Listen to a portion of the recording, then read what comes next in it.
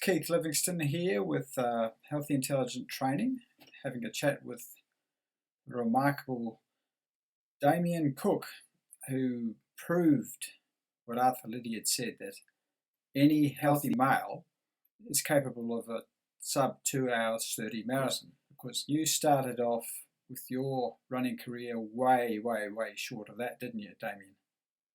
The first marathon I ran was the first Melbourne marathon. I ran 3:58. Yeah. And you were very pleased with that at the time?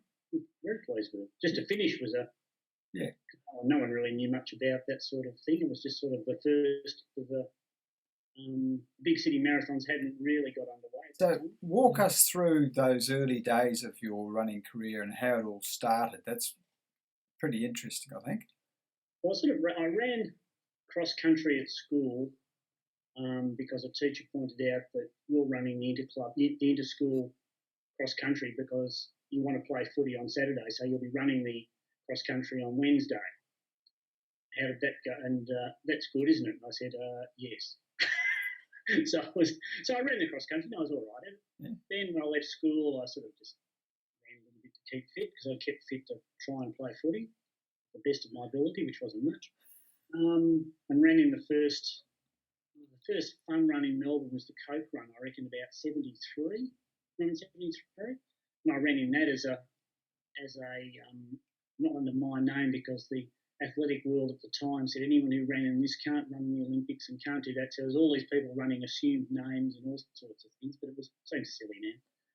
So I ran that and sort of ran a few, and then sort of fun runs started popping up. So I used to run fun runs, local schools and all sorts of stuff like that. And when the Melbourne Marathon came along, I thought, it could be all right. I'll just come back from sort of touring overseas.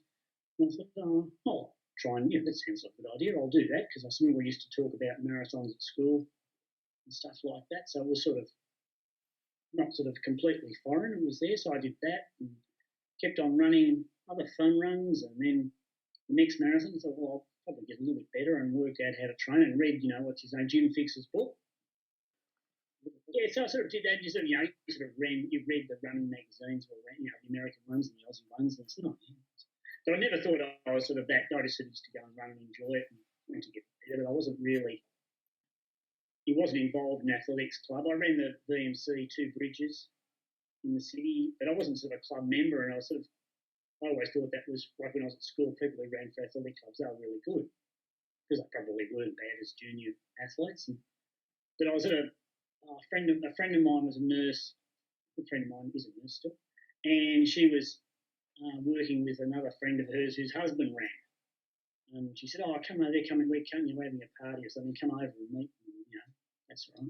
So I sort of came over and there was a party full of nurses and various hangers on, and I was talking with this bloke, and he said, come for a run with us, and he ran for Ivanhoe Harriers. So I sort of said, I'll come over for a run, and I thought, it's probably worth, seeing what it's like. And so I joined Ivanhoe at 81, thereabouts, anyway. I've been 82. And, I sort of thought, I'll run this. And I ran on the track. I'd never run on a track before, run on the grass oval at school and laying there. But I won my first race actually on the track. It was a low-grade 800, and I won it. I think I've been put in a long grade, but that was all right. So I ran that, but I kept on running the fun runs. It used to be fun runs. A bit hard to say now, but there was like fun runs. You could sort of, like schools would have them, and it was you didn't have to block off half the streets of Melbourne to do it. They were just small local runs, and you'd pay $5 or whatever, and you'd get a run, and you might win a drink or a voucher for somewhere. It was sort of good community fun. And it was there was a lot of good runners who ran those races. A lot of top runners ran. You probably you did too, ran those races because it was just a training run. It was sort of you got to see the lower ranks of runner got to see good runners.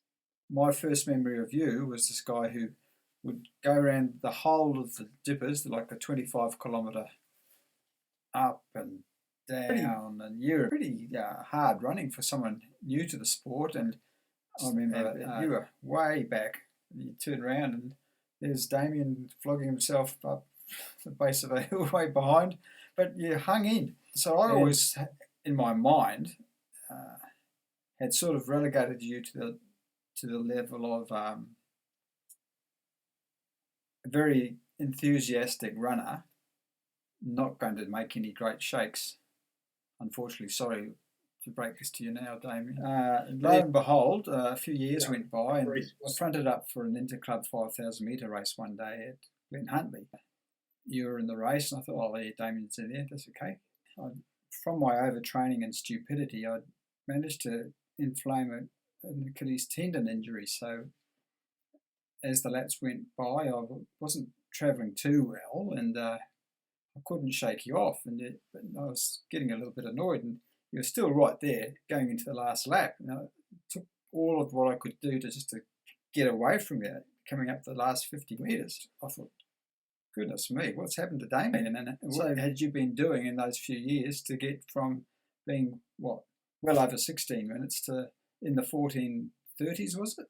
Yeah, it been 14:26. Around that time, it might have been before or afterwards, you ran a marathon in 2 hours and 21, maybe? I ran 2:20:30, but 2:21 I sort of ran about 6 times, I think. Oh, okay, so your best was 2:20:30. Yeah, but I ran about 2:21 and whatever you like a few times. Which was that's frustrating, isn't it? Times, but it was always sort of a... Well, that's over 30 years ago. I'd say that the average distance runner then was putting in a lot more steady mileage than any of the ones today. That's a blanket statement.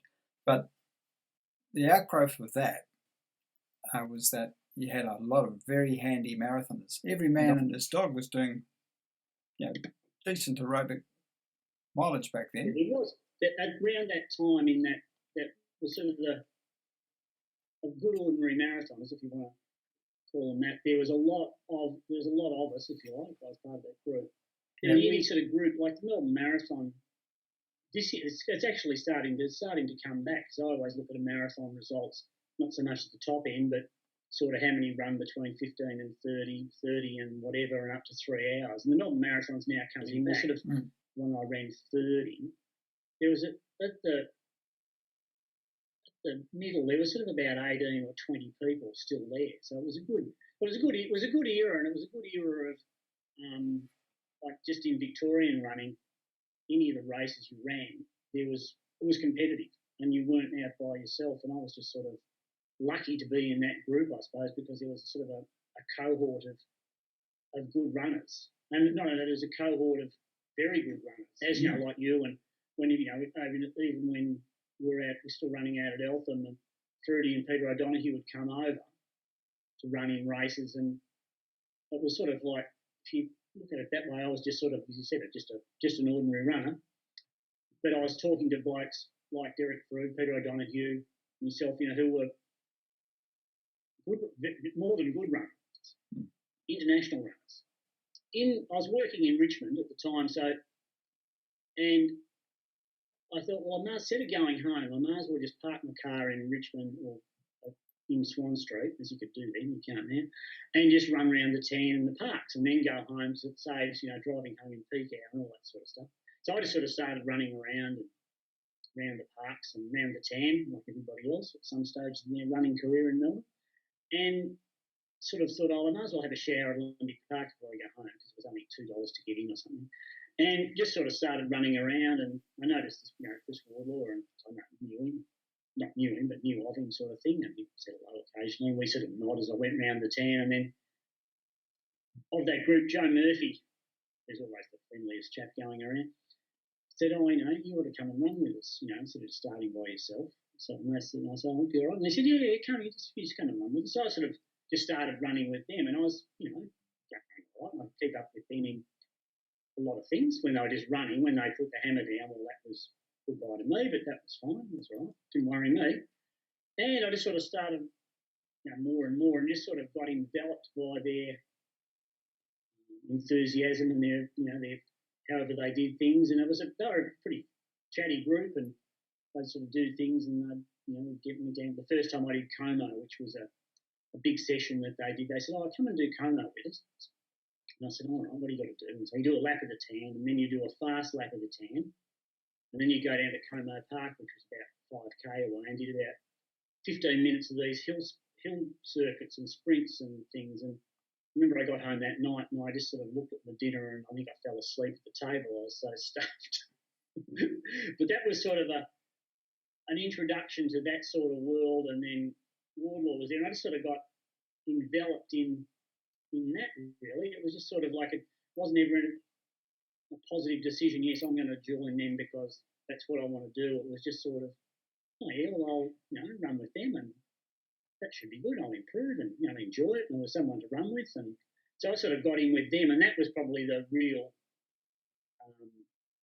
turning point, if you want to call it that. But it's probably just sort of a natural that if you've got a bunch of like-minded people in a running group, you aid and abet each other and drive each other, even without knowing it, to better performances or just more enjoyment. So therefore, you grow and you increase your results. I suppose if you're result based, but it's just like, and we'd race against each other and we train with each other, and it was sort of always a fun thing to do. So that was probably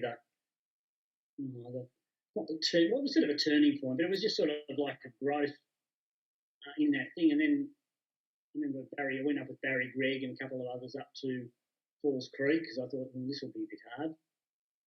But I sort of managed to sort of hold on, except when they went absolutely mad. But most of the time they didn't, and they didn't really care. Most athletes sort of got to they don't really care about anyone's actual ability. If you're sort of just running, when you're just running and you just someone's better than you, but you're always going to be better than someone else. As long as you're just not being a goose and you're just doing your best to be your best, athletes are more than willing to just let you be part of them. That's what I found anyway. And that's been real, like going up to Falls Creek and seeing top runners, and with that group that I was in, well, it sort of had lots of. I got to be next, run with Deek, run with Mona, all the runners of that era.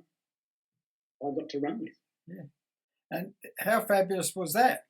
Like, and the other thing to me anyway, what you're hitting on there is all these really good athletes did a lot of actually very steady, not even fast, just low heart rate work or recovery running, really. That was a large part of their training base, was the easy aerobic running. So all this steady running, not the efforts when they go ridiculous and push each other. You were quite right just to let them go and do whatever they wanted to do there. I might have tried to keep up for a while, but in the end, I could keep up. I was probably working harder than they were, but on a lot of things I could just, especially up at Falls Creek, I was sort of quite handy. As Chris Wardlaw says, I'm the worst person ever to run a sub-hour on Fitzy's Hut. No one of lower credit, because running an hour on Fitzy's Hut's apparently pretty good. And I did it with Peter Brett and Danny Bolts. Yeah. Wardlaw was quite a standard that they managed to do it, and I managed to be there with them. It's probably athletics and perhaps cycling is one of the only sort of sports where I know it was Falls Creek 92 Olympics, so before they went to Barcelona, and Deek was coming back from being a bit injured. He was probably towards the end of his career, and he was getting a bit injured here and there, and we were up at Falls Creek, and he lobbed into our apartment one day and said, "Oh, Cookie, what are you doing? Are you doing what they're doing tomorrow?" I said, "No, I'm not going to do that." I can't remember what it was. And he said, "Oh, do you want to run fart? You can come and do fartlek with me." I said, "Oh, yeah." And he said, "Yeah, I need someone to do this, and you can come and do it." All right. So we got there and explained. So I was sort of banging my head against a wall, and Deek was ahead of me, but we're doing the same thing. And I thought, this is a bit. I sort of thought at the time, this is a bit weird. One of the top marathon runners ever, and me, doing fartlek at Falls Creek, just the two of us. Yeah. But it's something you can't really do in too many sports. Yeah, And he got something out of it, and I obviously got something out of it. It was just when you think about it, it's sort of funny. And you realise all of a sudden, hey, I'm actually running with this guy, so maybe I can be near these guys in a race. Is that a revelation for you? Was I it? couldn't get him in a race, but I knew I was obviously deep because I'd run with him before, so he didn't sort of think I was a complete dodo and I wouldn't be able to help him Yeah. do what he was wanting to do.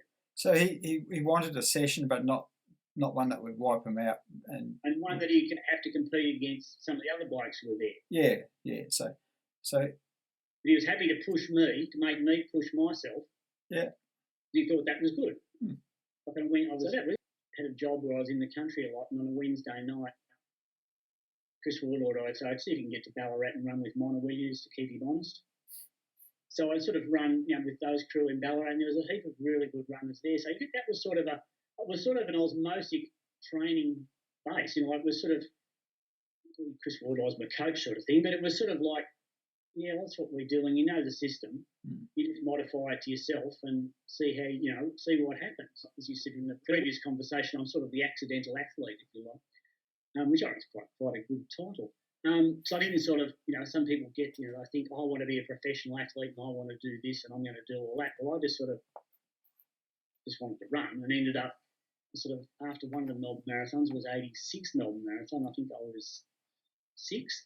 Somebody ran 2:23 and got a phone call from Athletics Australia.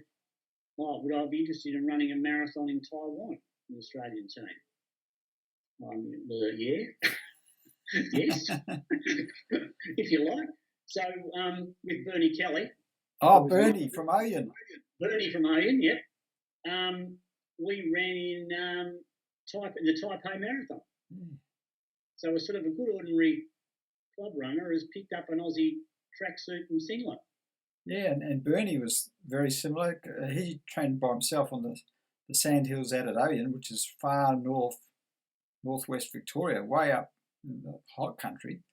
So he's a bit of a legend. I ran with him a couple of times. And I said, where are we running, Bernie? He said, to the silo.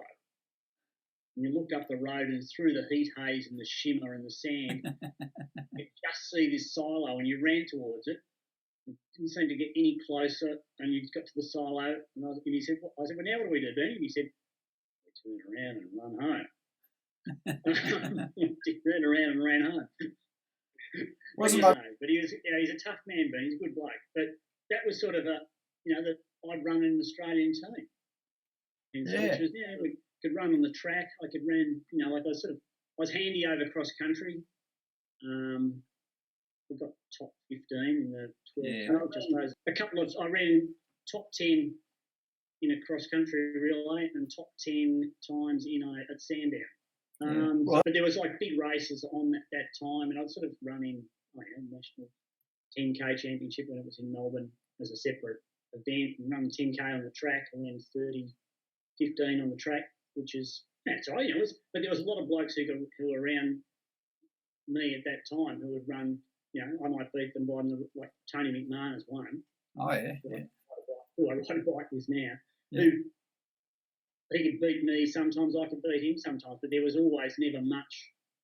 We almost used to know each other's footfall and breathing just because we trained a lot together and we raced a lot together. So and there was other blokes like that. I ran a couple of national marathon, 88 national marathon. I was 5th Australian, 7th overall. I ran 2:21, which was sort of standard. And then I got picked to go to Los Angeles Marathon, which was sort of the World Cup seconds team. Yeah. The World was on the same weekend, and the other guys went to Italy. And Russell Foley, myself, and Kerran McCann on their first marathon trip, we went to Los Angeles with Tony Benson as our manager, which was for a week in Los Angeles, which was a bit of fun. And it was we did TV because it was a big event. We did TV with Frank Shorter and a few other people doing interviews with us, and it was a bit funny. It was sort of what are we doing being interviewed by these blokes for? Yeah. That was the local telly and the local scene. It was a huge race. Yeah. I think it's the only marathon that had a false start. Yeah. It was a false start, and so we sort of took off. and someone said, "Oh, I'll come back," but we weren't really going to believe it because you couldn't have a false start in the marathon.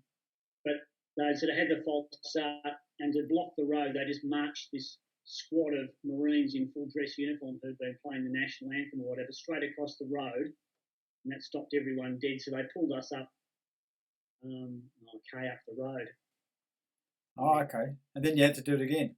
Yeah, then we had to go and do it. We walked back and did it again. I was with John Campbell. And okay. We walked the race. It was like now it's even better, I suppose, because we ran with Kerran and McCann. Unfortunately, died much too young. Yeah. And and subsequently became a national hero. At that the magnificent marathon at Melbourne when she had, was a sprint on the track the last 200. That's right. She outkicked the Kenyan girl, didn't she? She ran pretty well. She was sixth woman, I think. And it was a horrible day. It was about 34 degrees, 35, sunny, and I got a sunburn under my nose because the white concrete road. Oh. Off the road, you all got sunburnt nose underneath. But it was just a terrible day. Like there was bodies all over the road at the end. There was really good runners who were just sort of slumped on the side of the road. So it was sort of an interesting spectacle. And that's saying, what's he doing? Hit him a Shahanga one at the end. So get him a Shahanga. Yeah. He was a tremendous athlete. Well known in Australia. I was third in the Melbourne Marathon one year. For the first Australian, so I got a trip to Lake Kawaguchi in Japan, which was good. But it was it's just that, as you said, on the accidental runner, I didn't sort of really aim to be an international I was just sort of, it happened. I was sort of in the right place, the right place at the right time, I suppose, with the right event, because there was lots of these little marathon team trips around, usually in the Asian circuit. Mostly I was sort of in that North Asian circuit, or occasionally out in, a couple of the guys ran in Noumea. I was picked to run with Bernie Kelly again to go to Pune in India. Pune? Yeah, Pune in India. Oh, that would have been good. Except the race was called off due to the Hindus and the Muslims having a bit of a barney. 1992. I said I wanted to get in the Vic K 5K final, 5,000 metre. It was not like it is now where it's just, you put in, they just have it in grades or whatever. Had to run the heat. Yeah, that's right. You had to run the final. And I said to Chris, I said, I want to get in the final, run the final. And he sort of looked at me and said, that'll be tough, but just keep doing what you're doing. You don't need to do any different. Just keep going. You'll know what to do. Yeah. So I ran. Remember the heat? The heat was a Friday night, and it was heat. It was about 35 degrees, 36 degrees on a Friday night, and I was in the first heat. And I figured I sort of looked at the entry thing and said, I said to Chris, I said, I have to run a PB to get in. And he said, yeah, all right, go and do it. He said, when you warm up, just wear your long sleeve t-shirt. I said, all right. Yeah. I said, what for? And he said, well, I think it's hot and you're going to say it's not hot. It's just probably garbage. But anyway, I knew I had to run a PB to get in. I was in the first heat, and there was sort of pretty good sort of heat, and Paul Patrick. Oh yeah, he was running well at the time, yeah. And he said, "Oh, what are you going to do?" And I said, "Oh, I just want to go. I'm going to do a PB to get in." And he said, "Oh, all right, I'll tow you around for years. I'm going to qualify. It doesn't worry me." So we just rolled around, and he sort of left me at about 3 or 4K. And I was just sort of, I wasn't pacing it, but I was just tracking him around, and ran 14:33 in a hot night, and managed to get in. Managed to get into. I was the second last in. So I thought, I've made the final, and that wasn't sort of the aim of the thing. Now I've got to run well in the final, run pretty good. So I thought, well, I've run one PB in the heat, and the final was going to be Sunday afternoon, and it was 36 degrees. What it was, heaven knows what it was on the track. Yeah. And I ran all right, and I think I came about 8th or 9th in the final, and beat a lot of people who were far better credentialed than me. And I ran, I was 14:38, 40. Yeah. So that was sort of almost the only thing I sort of said, well, that's what I'm going to do, and I'm going to see if I can do it, get into it. And that was sort of still, it mightn't seem much, just a big 5K, and I finished 8th or whatever, but I reckon that was as good as any athletic performance in those races, in the heat. Well, the heat helped me because I was fit and tough, or very fit. You're going to be as fit as most of them. You're not going to be as fast, but you're going to be as fit or more fit. So just go and enjoy it. That was his words. Go and enjoy it. See what you can do. And he used to think it was sort of funny how I hang around, be annoying to people who probably didn't like me hanging around being annoying to them. I probably trained harder than perhaps the method had really, because I was sort of always a lesser athlete, I always probably trained a little bit faster, harder than others. I wasn't flat out, but it was pretty. I did sort of train pretty hard. Like sort of some days I'd do 21 up at Ferny Creek all the time, and then we'd do 24s a fair bit. You're talking 21 miles? Yeah, I'd say 20. Sorry, in the old, because they were all old blokes. So it was 21 was a standard Sunday, whatever that is in Ks, 34, and 24 mile was sort of getting up around 38 in the hills. You're doing 38k, but a lot of it's either up or down. There's a bit of undulation, so you can't run flat out. You can run hard, but you don't run flat out. It's not sort of like going for a 38k run on the road, because you're sort of a soft ground and you're sort of going up and down. There's a few long hills that you had to do, and then it's sort of short and sharp. So it was hard, but it wasn't. It's not sort of debilitating. You can back up from the Sunday run. You could back up. It wasn't sort of a Sunday and you couldn't do anything, because you could back up the next couple of days and just still run what you wanted to do. It wasn't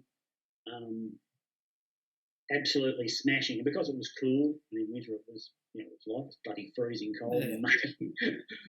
They're my running diaries, all exactly the same. Yeah, you just record every run. Athletes do it. Probably do it. They've got more information on their wrist now than you can wave a stick at, and they put it on other medias. But it's good to have a diary, because then you can work out what you did wrong or what you did right. Yeah.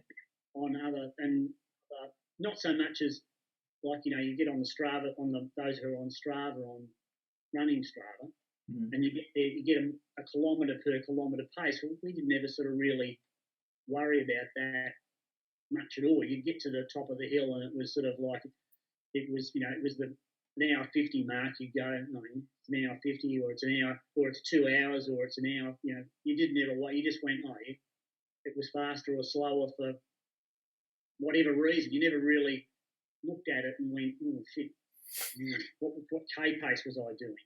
I didn't have a clue what I ran the 24 as an average pace, but I can tell you what time, it was within 4 or 5 minutes. Yeah, it was all right. That was a pretty good day. So I wasn't sort of stressed out looking at times particularly. Which I know my wife Jackie, she coaches a few people, and they sort of look at their watch and they can tell her what their K pace was at each one. And she said she barely had a clock or watch at all. She just did it. So it's sort of like Tony Benson was on the plane. I remember going to Los Angeles, and I said, "What are you doing, Tony?" And he said, "I'm writing a program for someone." And he said, "Cookie, you wouldn't know about that, because if it's Wednesday you're running a long run, if it's Thursday you're running quarters." And I said, "Yeah, something like that. Athletics is a building sport.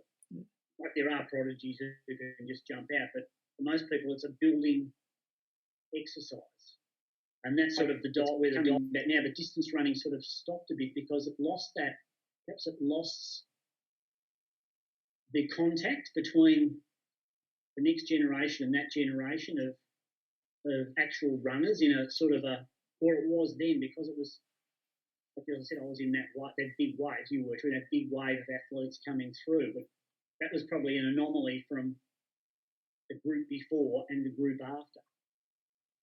So because we've never, since Mona retired, we've never really, Mona's still a bigger name in athletics athletics as he was when he was running.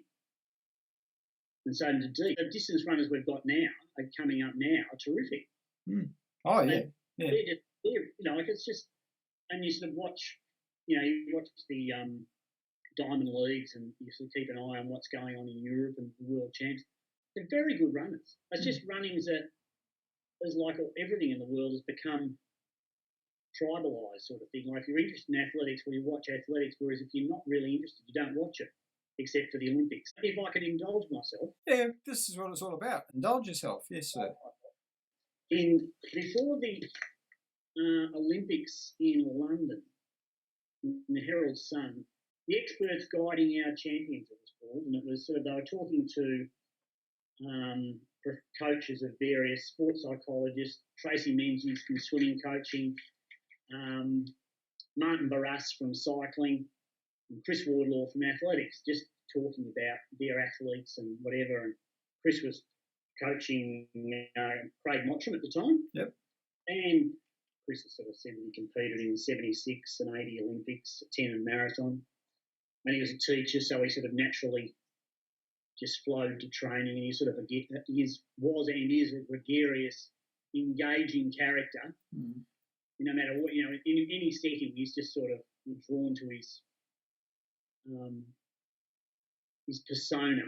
And so he was a terrific coach of not only stars, but when he was talking about how technology, and this was in 2012, had changed, and you could follow Craig, he's running in Hawaii and all sorts of things, which is nothing like it is now. Yeah. And he's talking about athletics being a long-time sport, and I tell athletes it takes 2 years before they can say they've improved. Running is available to everyone. All you need is a pair of runners and a bit of willpower. Once you build a base of 4 20-minute runs a week, it's just a matter of building up. The basic structure I give Craig applies to any distance run, which is true. And he said, they asked him about other things. And he said, my coaching highlights include Steve Moneghetti winning a bronze at the Athens World Champs, Kerran McCann at the gold at Manchester and in Melbourne. And then on the bottom bit, which my mother found before I did, she rang up in a heather tither. Another highlight is Damien Cook, who no one knows. Well, you and I do. He started with me as a 4-hour marathon and ended up running 2 hours 21. It shows the thing about distance running is you get out of it what you put into it. And that's just a metaphor for life. There you go, mate. Perfect place to finish.